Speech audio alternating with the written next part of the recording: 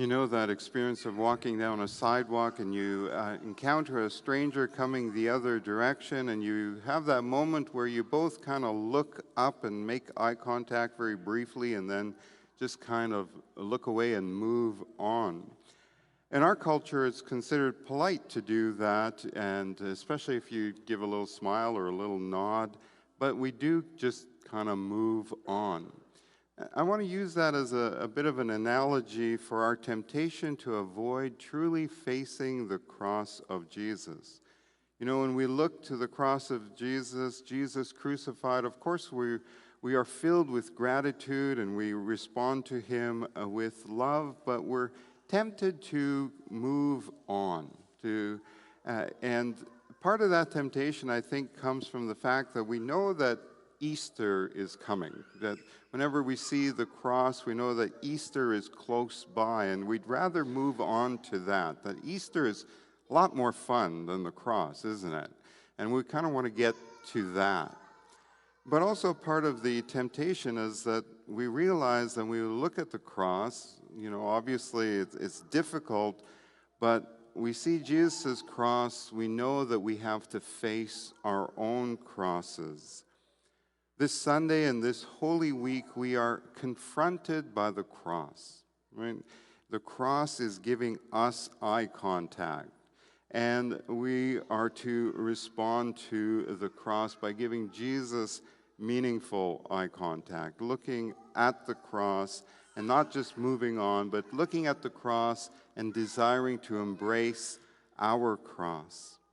So today in the gospel, we had to face the cross. And this reminded us that it, in fact, is an invitation from Jesus to be close to him, that we can be present to him, that we can be with him in a particular way when we embrace the cross.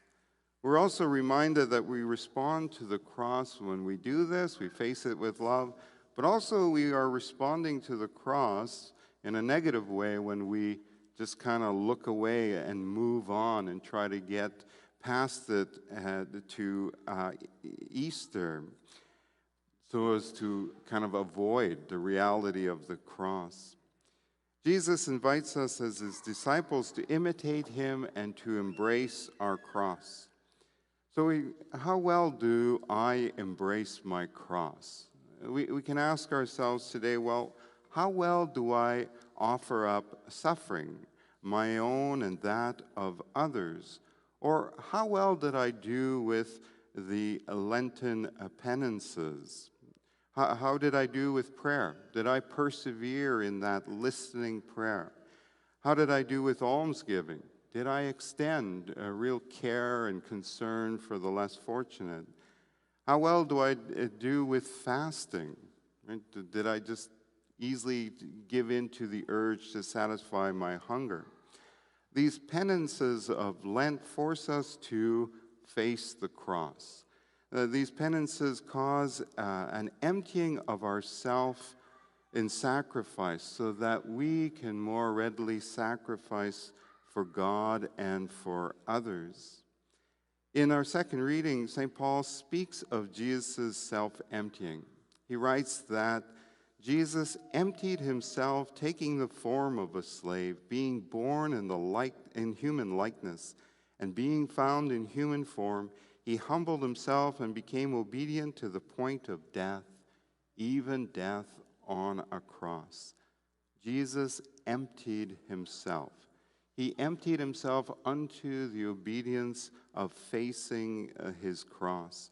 Jesus was empty of any self-will, of any selfishness, of any self-centeredness, and because he was empty of these, he was able to love sacrificially.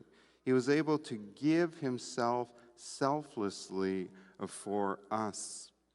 We recognize in Jesus' self-emptying that part of what keeps us from truly facing the cross is our self-will, our selfishness, our self-centeredness.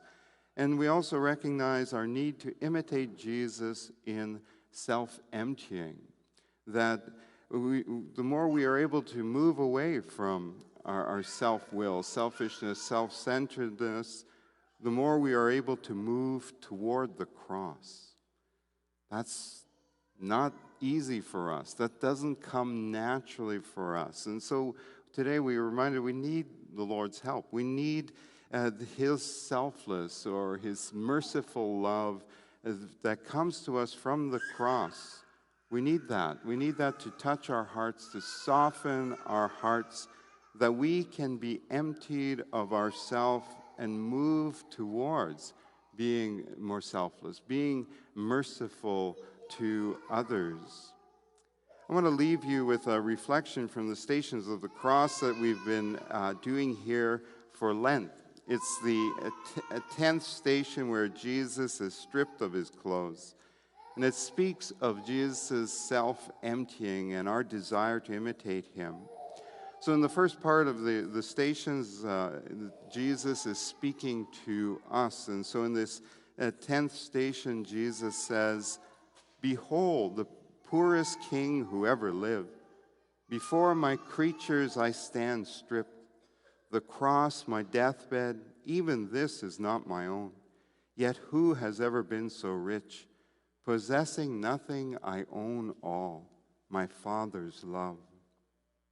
Then the reflection of the stations turns to our personal reply to Jesus. And notice again this language of self-emptying. We reply, "My Lord, I offer you my all, whatever I possess, and more myself. Detach me from the craving of prestige, position, wealth. Root out of me all trace of envy of my neighbor who has more than I. Release me from the vice of pride, my longing to exalt myself, and lead me to the lowest place. May I be poor in spirit, Lord, so that I can be rich in you. May I be poor in spirit. May I be emptied of my self-will, my selfishness, my self-centeredness, in order to make room in my spirit and to be able to imitate Jesus, to be selfless enough to desire to love sacrificially, to be selfless enough to face my cross." So as we face Jesus' cross today, we want to allow Jesus to look at us, to make that eye contact with us. And as we do that, chances are we are painfully aware that we would prefer to avoid the cross and just get to Easter. But we need to keep trying to embrace our cross and Jesus' cross. And of course, we will do this imperfectly. Jesus knows that all too well, but he loves us all the same with his selfless, his merciful love. And so we face the cross today. We give Jesus eye contact, and once again we say, "My Lord, I offer you my all, whatever I possess, and more myself."